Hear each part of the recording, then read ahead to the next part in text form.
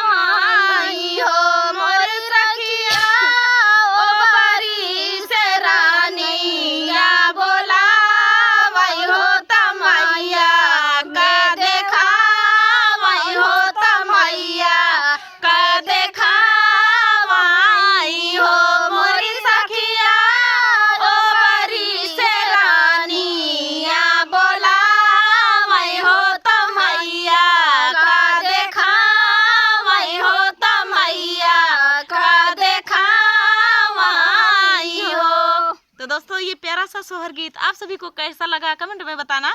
दोस्तों बहुत ही प्यारा सोहर गीत था, तो फुल वॉच करने के लिए धन्यवाद। मिलते हैं नेक्स्ट वीडियो में, तब तक के लिए नमस्कार।